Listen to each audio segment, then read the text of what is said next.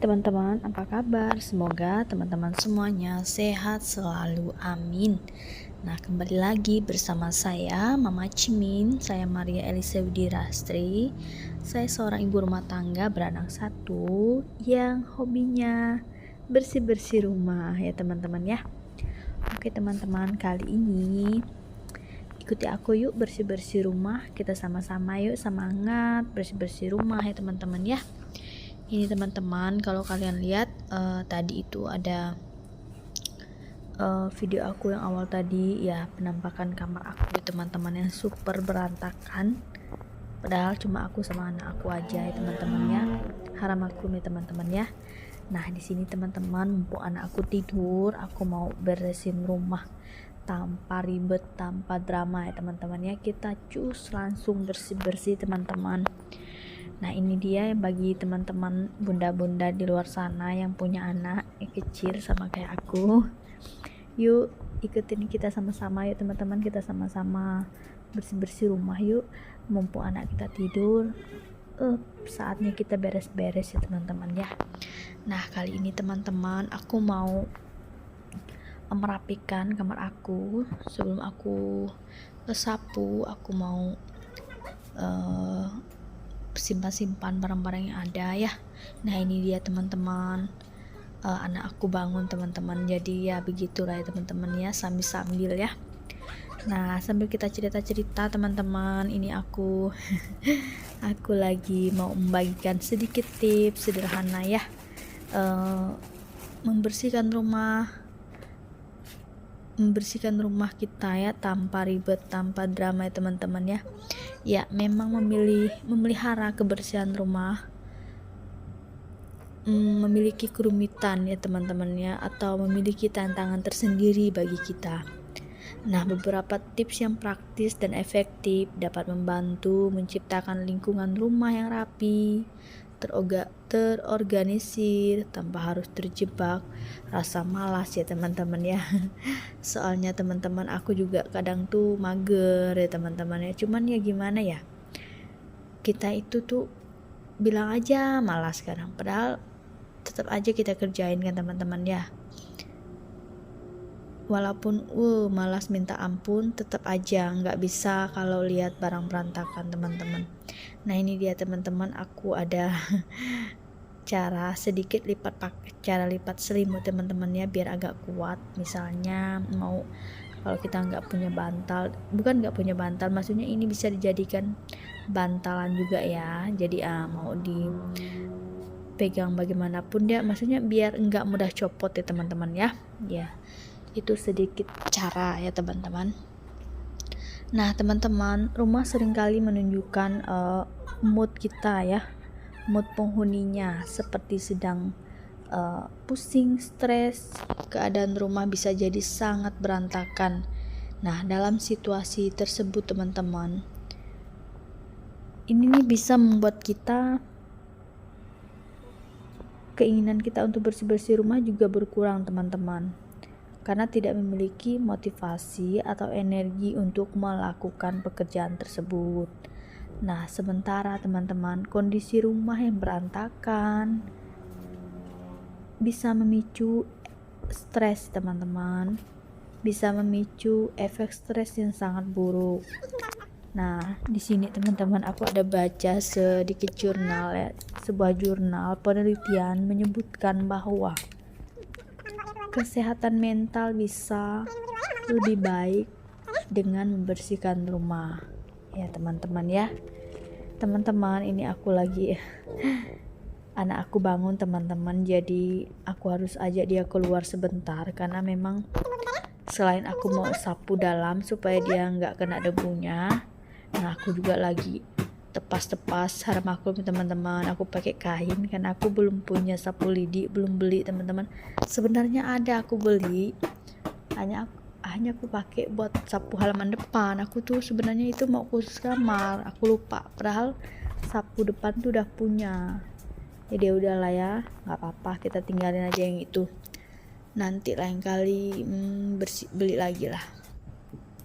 Oke teman-teman, lanjut teman-teman, ini dia tips ya teman-teman. Kalau kita membersihkan kamar, kalau bisa barang-barangnya diangkat teman-teman ya, biar debu-debu di bawah-bawahnya itu pada minggat semua ya teman-teman ya. Nah teman-teman lanjut teman-teman, aku mau cerita tadi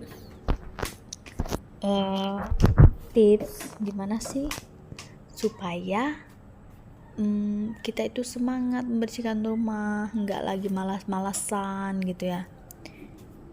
Yang pertama teman-teman, jangan malas dan menunda pekerjaan. Mengerjakan tugas-tugas kecil yang dapat diselesaikan segera lebih baik daripada menumpuk pekerjaan rumah. Dengan cara ini, kamu tidak hanya dapat mencegah rumah berantakan, tetapi meringankan pekerjaan yang akan datang teman-teman. Itu dia teman-teman ya. Kalau bisa teman-teman, kita jangan menunda pekerjaan ya teman-teman ya. Nggak ada alasan teman-teman sebenarnya ya kalau kita mau ya. Kecuali kita malas saja sih ya. Begitu ya teman-teman ya. Nah itu dia teman-teman, lihat tadi kan aku bersihkan bagian bawah-bawah kolong-kolong kasur aku, sofa aku, kasur ya, tempat tidur.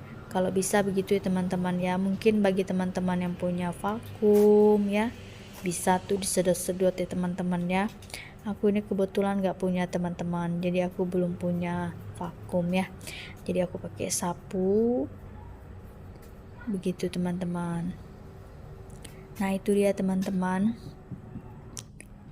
cara-cara ya bagaimana supaya kita tidak malas, supaya kita nggak banyak drama dalam membersihkan rumah ya teman-teman ya. Contoh tadi teman-teman, supaya kita tidak menunda pekerjaan, misalnya mencuci piring setelah makan teman-teman. Itu tuh salah satu cara untuk mencegah kotoran atau ya kotoran menumpuk. Jadi itu tuh maksudnya kalau kita langsung mencuci piring-piringnya nggak menumpuk teman-teman, jadi nggak banyak. Keuntungannya apalah, kita nggak capek ya kan. Begitu teman-teman. Begitu juga dengan hal lainnya, misal menyapu dan mengepel rumah setiap hari. Nah kalau bisa hindari yang namanya menunda pekerjaan rumah, menunda beres-beres rumah. Dari hal-hal kecil justru akan lebih malas beres-beres teman-teman. Kalau kita hal-hal kecil aja kita udah malas kan. Begitu teman-teman ya. Kita sama-sama semangat ya teman-teman ya. Nah ini dia teman-teman, aku lanjut sapu-sapu di ruang tengah ya, di ruang tengah kita. Nah ini dia, aku juga lagi masukin barang-barang ke dalam lemari, soalnya aku mau sapu-sapu bagian situ teman-teman ya. Teman-teman ya, kalau mau rumah kita bersih, kalau bisa jangan hanya depan-depannya aja yang disapu teman-teman, bagian bawah-bawah kolong-kolongnya kalau bisa disapu ya teman-teman ya. Soalnya teman-teman, debu itu tuh memang gak nampak teman-teman, tapi sebenarnya di bawah-bawah sana itu sangat-sangat berdebu teman-teman. Percaya aja teman-teman, coba teman-teman lihat aja sendiri di rumahnya masing-masing ya teman-teman ya. Nah ini dia teman-teman, aku juga lagi lanjut sapu-sapu ngebersihin rumah, maksudnya nyapu bagian tengah ya teman-teman ya. Memang agak sedikit kotor rumahku. Ini dia teman-teman, sebenarnya kurang efektif aku ngebersihin ini, soalnya aku harus cepat-cepat karena anak aku tuh udah bangun. Dia tuh nggak bisa ditinggal lama-lama teman-teman, paling ya nggak sebentar aja, habis itu nanti nangis dan nggak bisa lagi kita kerja. Tapi itu nggak alasan ya teman-teman ya. Oke lanjut teman-teman, cara atau tips bersihkan rumah tanpa malas, tanpa drama. Yang kedua teman-teman, kita membuat target saat membersihkan rumah. Nah kalian akan membersihkan rumah dengan lebih efisien jika menetapkan target setiap hari. Tidak perlu terlalu banyak beres-beres isi rumah dalam sehari, jika hal itu justru membuat terlalu stres. Nah maksudnya gini teman-teman, kita itu membuat target membersihkan rumah, nggak perlu teman-teman harus membersihkannya full teman-teman. Misalnya dari lantai 1 sampai lantai 2 pun bersihin semuanya, bersihkan ini, bersihkan itu, bersihkan semuanya. Mau bersihkan apapun nggak perlu sebegitunya banget ya teman-teman ya. Kita ujung-ujungnya stres kan karena pekerjaan terlalu banyak kan, apalagi rumah yang besar ya teman-teman ya. Kita bersihkan misalnya bagian kamar ya kan, yang pakai kita setiap hari ya kan teman-teman ya, supaya tidak memicu stres ya kan, nggak membuat kita pusing. Nah, alangkah lebih baiknya teman-teman ya, kita itu tentukan area mana yang harus dibersihkan, area mana yang mau kita bersihin ya teman-teman ya.